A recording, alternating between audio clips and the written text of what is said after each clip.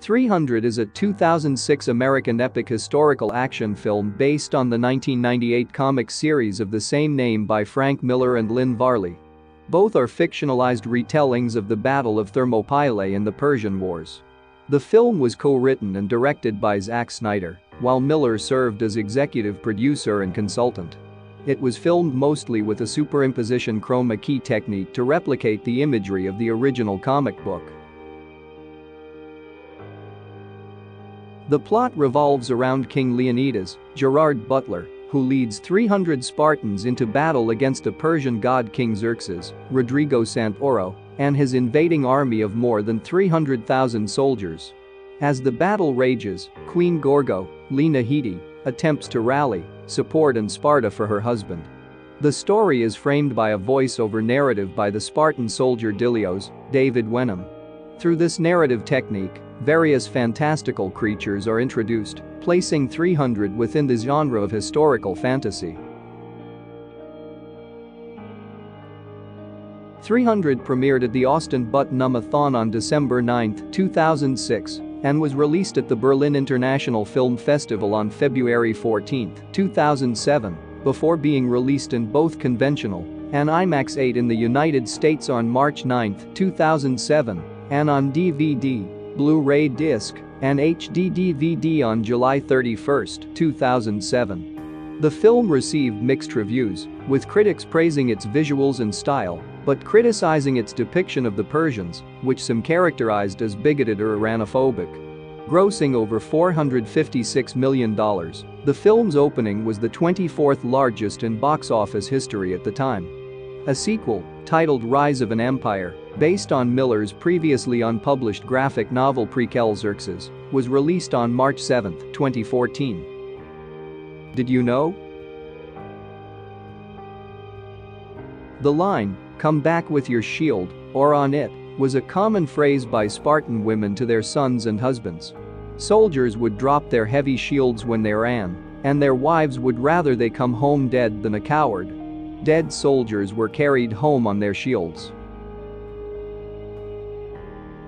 When the Persians demand that the Spartans surrender their weapons, he replies, "Come and get them." According to ancient historian Herodotus, Leonidas actually said that. It was also adopted as the motto of the Greek army's first corps. Leonidas had an older half-brother Cleomenes and an older full brother, Doryu. Because Leonidas was third in line to the throne, he was sent to Agoge, the traditional school in warrior training for Spartan youth. However, when Cleomenes ascended to the throne, Doryu left Greece in a jealous rage. Later, following the Persian attack at Marathon, Cleomenes, suspected of insanity, fled into exile, leaving Leonidas as the remaining heir. Leonidas was thus one of the few Spartan kings to have ever undergone the notoriously harsh training of Spartan youth. The Battle of Thermopylae is often taught to military strategists as an example of the advantages of training, equipment, and good use of terrain as force multipliers. Warner Bros. Originally pushed Zack Snyder to direct this film with a PG-13 rating as the goal. Snyder refused and ultimately the studio agreed to make an R-rated movie. The film's unique look was created in post-production, using an effect nicknamed the Crush. As producer Jeffrey Silver explains on the film's official website, you crush the black content of the image and enhance the color saturation to change the contrast ratio of the film. Key to Leonidas' strategy was the fact that the beach passage at Thermopylae narrowed down at 3 points, the gates, to only about 100 meters between the cliffs and the Malian Gulf. Due to sedimentation, the gulf is now several kilometers from the cliffs, and the battle site is now buried under about 20 meters of soil. Storyline warning spoiler. In 479 BC, 1 year after the Battle of Thermopylae, Dilios, a hoplite in the Spartan army, begins his story by depicting the life of Leonidas I from childhood to kingship via Spartan doctrine. Dilios' story continues, and a Persian herald arrives at the gates of Sparta demanding earth and water as a token of submission to King Xerxes. The Spartans reply by throwing the envoy and his escort into a deep well. Leonidas then visits the ephors, proposing a strategy to drive back the numerically superior Persians through the hot gates. His plan involves building a wall in order to funnel the Persians into a narrow pass between the rocks and the sea, negating the Persian advantage in numbers and giving the Greeks' heavy infantry the advantage over the vast waves of Persian light infantry. The ephors consult the oracle, who decrees that Sparta may not go to war during the Carnia. As Leonidas angrily departs, an agent from Xerxes appears, rewarding the ephors for their covert support.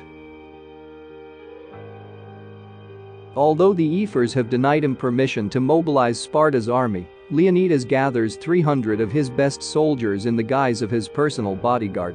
They are joined along the way by a force composed of a few thousand Arcadians and other Greeks. At Thermopylae, they construct the wall, using slain Persian scouts as mortar. Stelios, an elite Spartan soldier, orders an enraged Persian emissary to return to his lines and warn Xerxes after cutting off his whipping arm.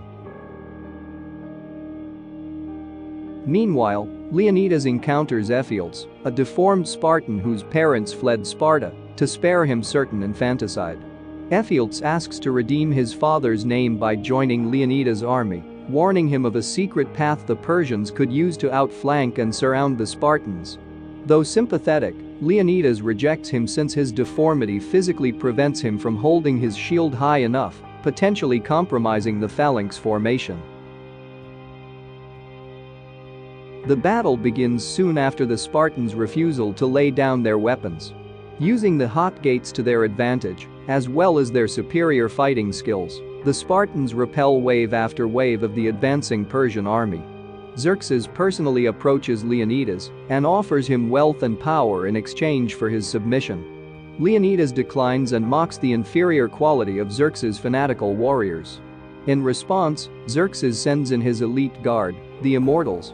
The Spartans nonetheless defeat them with few losses, with slight help from the Arcadians. On the second day, Xerxes sends in new waves of armies from Asia and other Persian subject states, including war elephants, to crush the Spartans, but to no avail. Meanwhile, an embittered Ephialtes defects to Xerxes, to whom he reveals the secret path in exchange for wealth, luxury, women, and a Persian uniform. The Arcadians retreat upon learning of Ephialtes' betrayal, but the Spartans stay.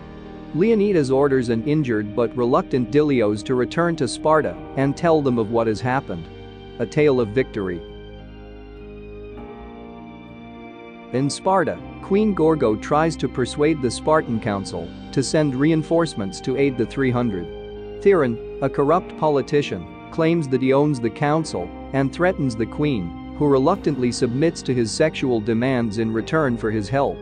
When Tiernan disgraces her in front of the council, Gorgo kills him out of rage, revealing within his robe a bag of Xerxes' gold. Acknowledging his betrayal, the council unanimously agrees to send reinforcements. On the third day, the Persians, led by Ephialtes, traverse the secret path, encircling the Spartans. Xerxes' general again demands their surrender. Leonidas seemingly kneels in submission, allowing Stelios to leap over him and kill the general. Angered, Xerxes orders his troops to attack. Leonidas throws his spear at Xerxes, barely missing him. The spear cuts across and wounds his face, proving the god king's mortality. Leonidas and the remaining Spartans fight to the last man until they finally succumb to an arrow barrage. Dilios, now back in Sparta, concludes his tale before the council. Inspired by Leonidas' sacrifice, the Greeks mobilize. 1 year later, the Persians face an army of 30,000 free Greeks led by a vanguard of 10,000 Spartans. After one final speech commemorating the 300, Dilios, now head of the Spartan army, leads them to battle against the Persians across the fields of Plataea. See you later.